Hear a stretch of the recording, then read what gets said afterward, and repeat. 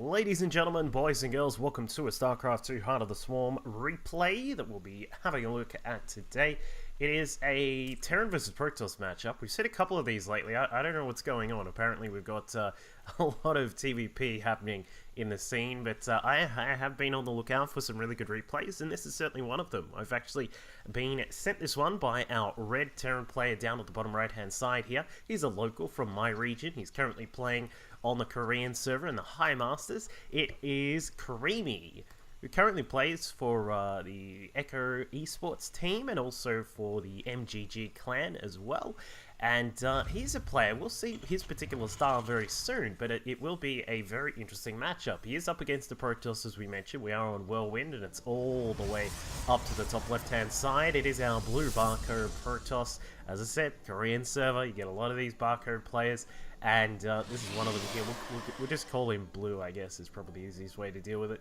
But one of the banes, unfortunately, of doing casting these days, when you especially from replay casts, is when people send them through and you're like, here's this awesome game I played, and you know, it's against the barcode play, and you kind of lose a bit of the I suppose, like the, I don't know, interest in the game if you just have to call the guy Blue or barcode guy or something like that all the time. So, but I don't know. I suppose this wouldn't have been too much of an issue if players were allowed to change their names a bit easier. But all good. Anyway, let's talk about our player down in the bottom right-hand side. As I said, he's local here from Australia, over in South Australia, if memory serves me right, and does a bit of streaming, does a bit of twittering from time to time as well. So please do jump on and follow him over there as well. He's he's a Terran player who does subscribe to quite a bit of mech, and now he's been I have been watching quite a few of his games over on his stream. Does a wonderful job of it. Faces up against quite a few GM players on the Korean server, so certainly no slouch at facing off against some of the best when it comes to playing this particular style. So we'll see how he goes here today in this TvP. Now, we have seen, I've done a lot of casting of mech games in particular. I personally find them really, really interesting. So we've seen games from Breach, from over in Hungary. We've seen Goody quite a bit, of course. He's been around, you know, since the dawn of time. And we saw a bit of Dzerzhinsky. I posted a replay just a little while ago of Dzerzhinsky up against the Protoss players. So a lot of the players have, oh, and also HTO Mario. We can't forget Mr. HTO Mario. But yeah, a lot of the mech players, there are various differing kind of schools of thought as to how to approach mech play, especially when it comes to dealing with Protoss. You get players who tend to favor Thors quite a lot. You'll get players who, like Mario, who tend to just have a large, cluster of mines that they'll bring out at certain parts of the game. And then you've got, you know, players such as Liquid Sea, who was around for a little while, of course, former Brood War star Liquid Sea, who, when he was playing a bit of mech, especially against Naniwa, I'm sure a lot of people remember those games, is he'll go for a very high tank count style. So there's all sorts of different ways to play. I think not necessarily in terms of composition, but in terms of the style and method of playing mech, everyone is very solid on the idea of playing a very turtley kind of style. It's very similar to Brood War. I know this is very elementary, but of course, you know, we'll have people who are watching this replay who don't know too much about playing Terran mech against Protoss. It's not an easy thing to move out with. It's not an easy thing to just march across a map, you know, have like a...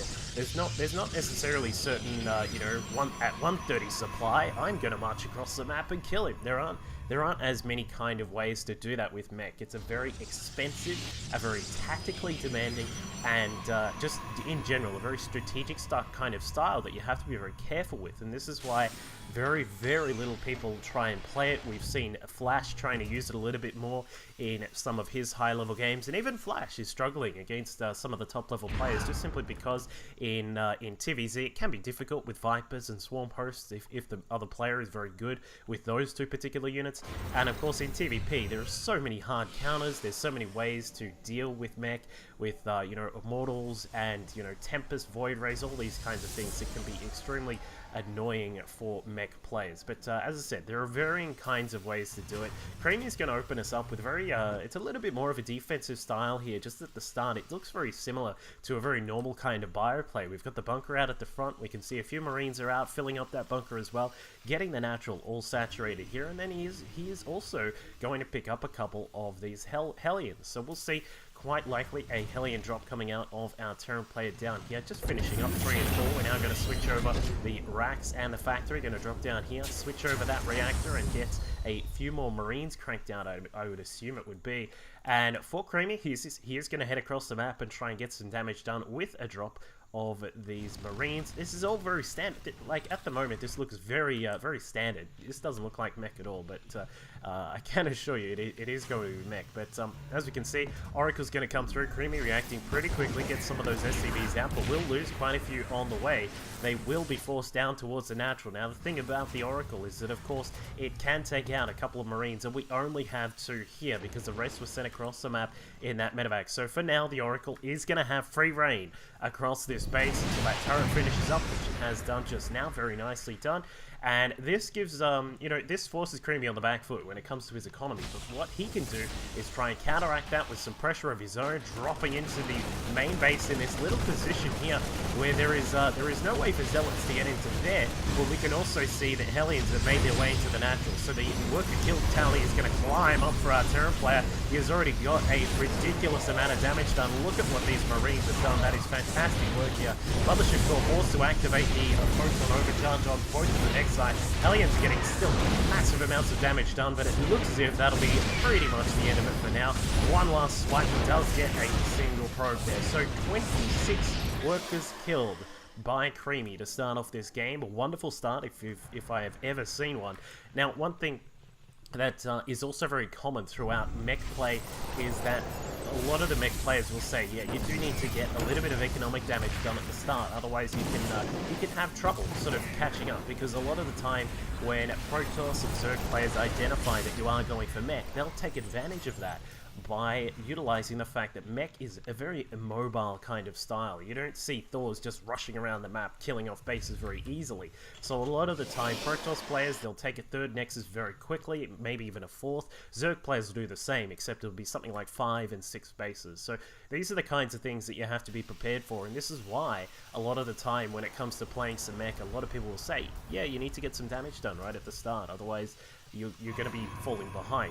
As you can see, the worker count currently sitting at 42 to 32. That chrono boost on the next side is going to help our blue Protoss catch up just a bit, but he does have quite a lot of tech back at home. The Robo Bay is done, and we are going to get a Colossi or 2 out.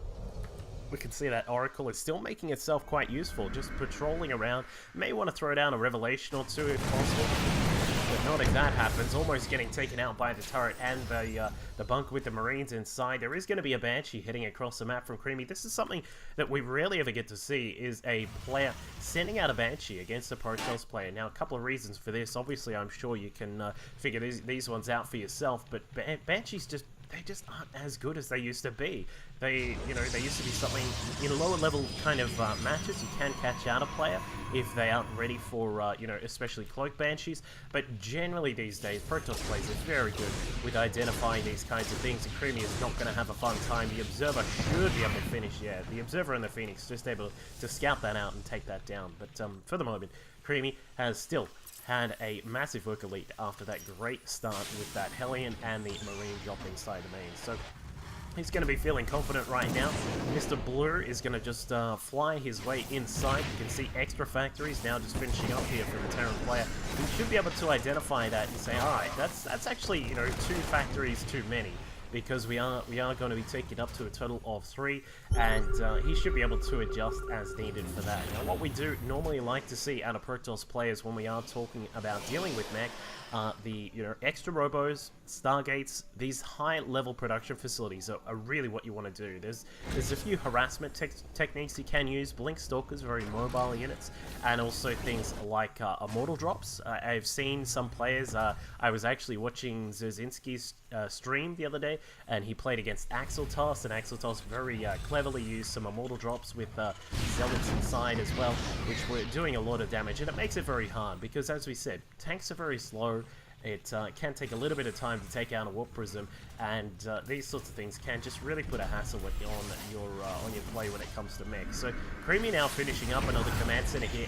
Another fourth factory is now going down as well. Blue's going to be scouting through, and he's going to see what's going on. He'll say, all right, I can see what's happening here. We do have a bit of mech on the way, so he'll probably transition into getting a lot more immortals here. As you can see, second robo should start cranking out a few more of those units very soon. But one thing which we haven't seen is the third. It's a little bit later than you would expect at this point.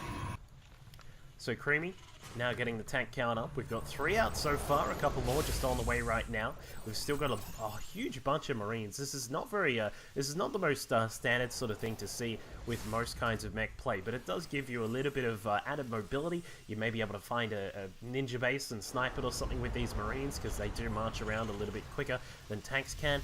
And of course, you know, it helps out with air-to-air. So these are the, you know, just slight differences in a play that a lot of mech players tend to dance around with. There's all sorts of ways to do it, as we said before. There's common strategies and methods, but generally the compositions can change from player to player, and you know that can certainly affect their, you know, their capabilities of winning. So we'll see how Kreamy is going to go here. We can see that our blue Protoss is now up to a total of 3 Colossi. We've got a couple more Immortals now on the way, along with a Twilight Council. We've got +1 on the weapons for him. Very, very late with the upgrades here. Another kind of way that you can deal with mech as a Protoss is to just jet ahead with your upgrades. Pick up a second forge as quickly as you can, save all your chrono boost and drop it down on the forges and get your, you know, even just go straight up to 3-3 like as quickly as you can with your armor and your weapons. Some players, like sometimes I personally have advocated getting a third forge and just getting your shields up very quickly as well. So there's all kinds of things you can do to try and take advantage of the mech style here. But Kreamy is now looking to put down his 4th base just across to the bottom side. One of the wonderful things about Whirlwind is that because of the size and the size of the map and the structure of how the bases are laid out, you can do these kinds of things where you can set up just a wall across the side, maybe put down a couple of tanks, and then as you can see, just a few turrets are also going to be here as well. And you can really just set up a base here and just put that in an excellent position to be defended. Very similar to this one over here. And what we will see is that eventually, just while we see a single Marine getting taken down over here, just confirming the 3rd base, but what we will see, if you guys have a look at the minimap, is what is basically a zone of exclusion. You have this little line here where that is all Kreamy's side of the map, and he says you cannot come past this little line here because that is all my side of the map. So, and this is what good Terran mech players start to do. You start to establish that sort of zone, kind of like I suppose the demilitarized zone, where you have to, where you're going to have a very hard time walking past it, and that really segments your base from your opponent. Because if you can do that, then you can sit back, get your upgrades rolling. As you can see, +2 is just about to finish up a Kreamy, and you can get this big army all wrapped up and all ready together. It's a very, very similar way that Terran players used to play in Brood War as well.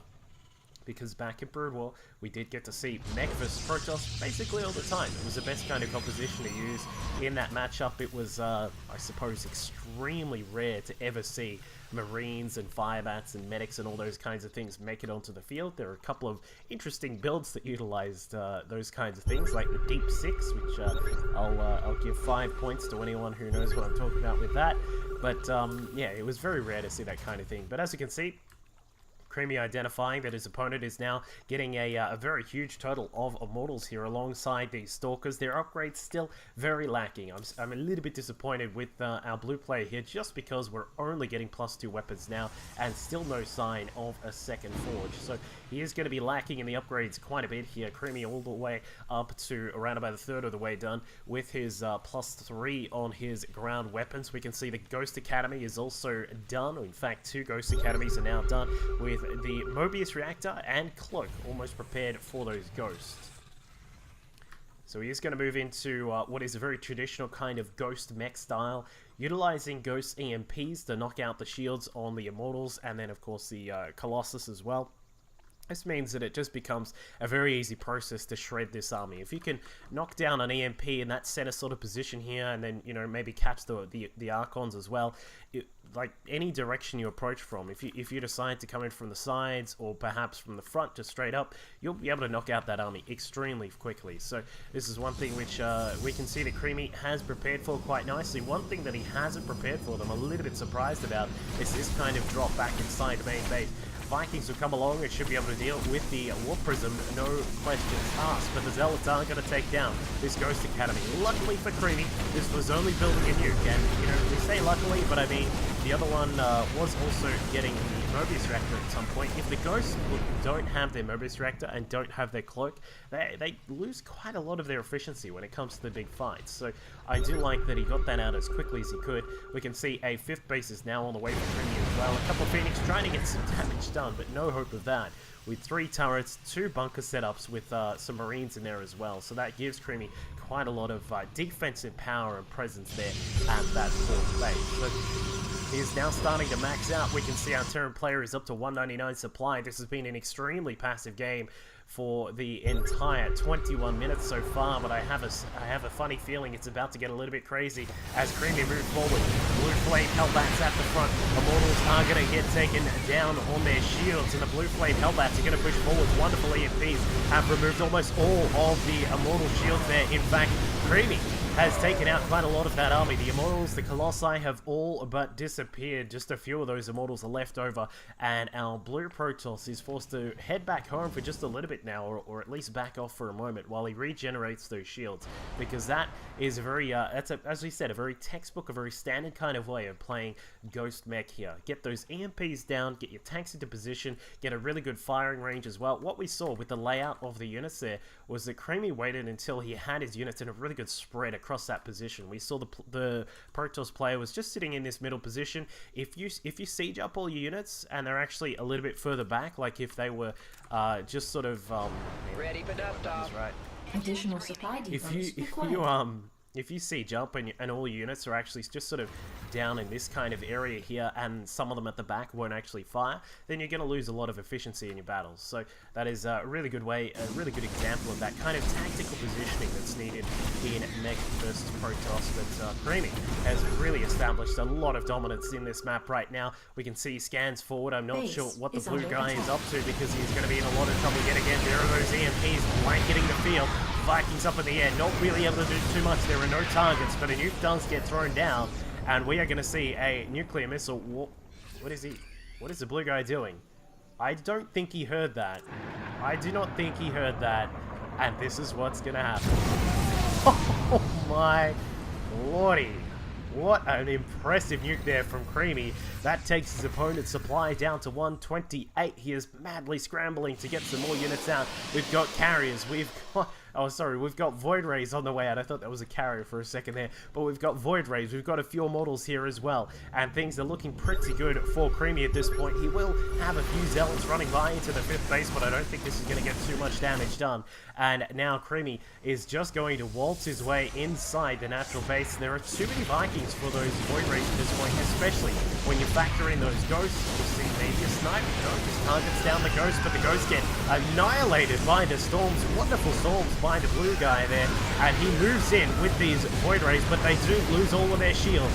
Vikings now going to work on the Void Rays, and that will be the end of all of those forces here for the blue Protoss player. Tanks are going to march forward. They're trying to take out this Nexus as swiftly as they can, and that is, well, that's the end of all of that mining there for our blue player. It looks as if he is attempting to walk his way back. A few Storms will be thrown down, an Immortal at the front, but not enough Immortal power to stick around for too much longer, because these tanks have now got +3 on their weapons, +1 on their armor, and Kreamy, with his 5th base already in operation, he's a base ahead, and he's playing mech. I think our blue Protoss has just been caught out like a deer in the headlights here, just not really knowing what to do about this mech army. He did some of the things correctly, like we're talking about. You know, we're talking about Immortals, we're talking about Void Rays and Sky Toss kind of things. he got some of that right, but I think the lack of upgrades, the extremely slow fourth base, and even the third base was quite slow as well. But all of these very slow kind of and sort of slightly missing transitions have really cost this player quite a lot in this game. So Kreamy is going to move forward here. I think he's pretty much outclassed this guy just a bit, and as we said, was a little bit of a deer in the headlights. But Kreamy's going to move forwards towards the fourth base. He should be able to just waltz his way up here, but a good storm. He does get thrown down by the Templar just on the side. A few Stalkers going to make their way forwards as well. A DT and a Void Ray are also added to the mix, and this should actually take out the rest of Kreamy's forces yet. With the tanks on the ground now dead, Kreamy is going to have to back up and start again.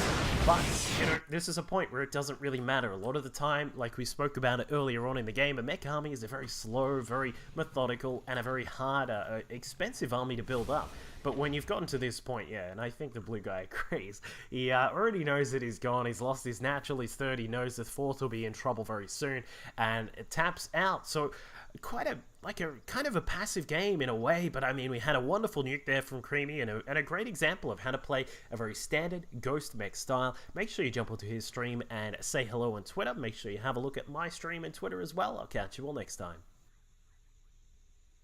Here, as you can see, 47 damage to bio units and then the 34 damage against other standard targets. His storms have also been wonderful, just spreading them out across the battlefield, doing really, really nicely there.